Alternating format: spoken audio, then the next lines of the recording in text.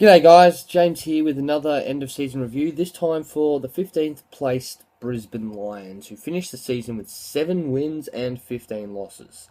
Now, I'm going to step out straight away and say that I like the look of Brisbane. They're looking pretty good. They lost some games they should have won, they won some games they probably should have lost, but their list is looking pretty good, so we'll go straight into it. Now, for the high and low light, kind of on the same level here, same kind of thing. You could always go with individual accolades for Brisbane with Tom Rockliff destroying stuff this year.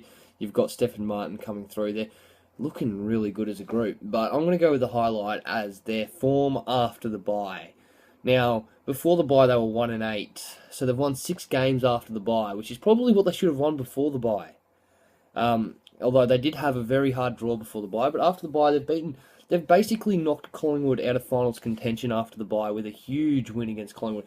And it wasn't like they just got up, as in they beat North. They beat North, yeah. They knocked off North by 4 points, knocked off Collingwood by 10, 11 goals. So that's huge for a young team like Brisbane.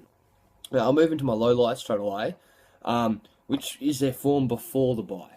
So they've 1-8 before the bye, which is just not good enough. And yes, they had hard teams. They've had, Hawthorn, Geelong, Sydney, and they had North before the bye as well. But you look at their first couple of losses, and yes, they got blown out of the water by a couple of the teams, like Port at the time, and they got blown out by Gold Coast.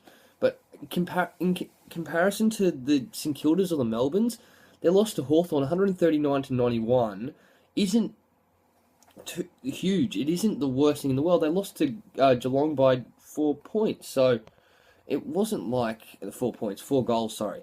So it's not like they're getting absolutely belted by these clubs. So they should have really done better in the first half of the season. They've stepped it up a bit and come home on some relatively good form. So I'm happy with that. My Christmas bonus, again, you could go with the obvious in Tom Rockliff, who had an outstanding season. No one can say he didn't. Especially for, Supercoach players like myself. Have Tom Rockliff on your team. He took over from Gary Ablett quite well.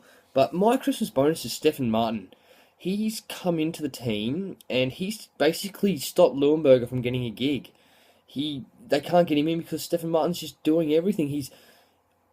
I can't say he's exactly the same, but he's sort of the Nick Nat. He can have the hit out. He can rove his own ball. He's got a good kick on him. You see Ruckman that can't kick the footy, but he can kick the footy. He can distribute properly. He can take a mark. He's brilliant. I like Stephen Martin, I really do. Now, my chopping block, it's a really weird one for me because I can't see Brisbane, as in, yes, they've got some retirees and some people leaving, but I can't see the team needing to get rid of anyone. There's no one there that really stands out. My chopping block, I know some people may disagree, but I say Lee Matthews.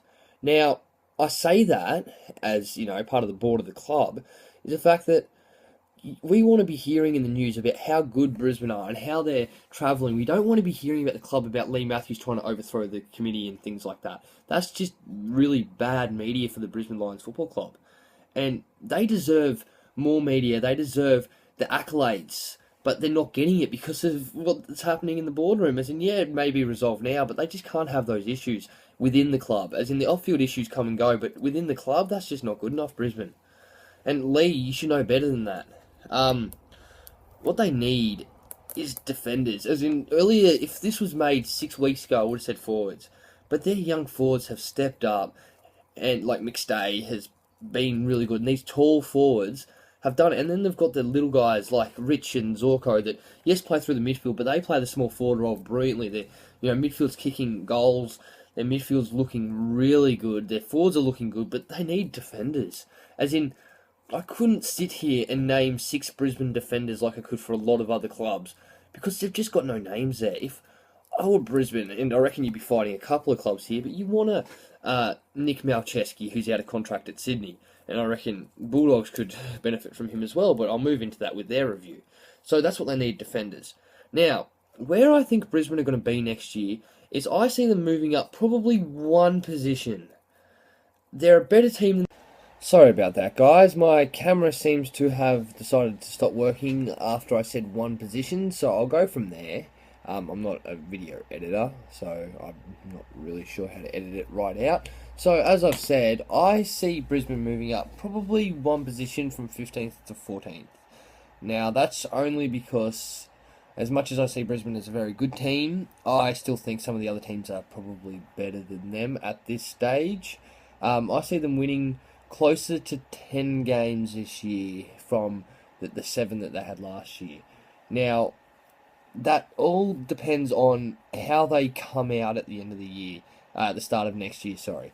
So if they come out at the start of next year and see themselves and play hard and get, instead of having that one win before the bye, they can give that 4 wins before the bye, that'll put them at that 10-win phase where I think they are at the moment. So that's where I see Brisbane next year. Alright, well, thanks for watching, guys. James here. Stay tuned for more reviews. And check the links out. I'll put the links for the other videos for all the other clubs on the comment section or whatever you call it on YouTube. So keep watching. I'll see you next time. From James. Have a good one.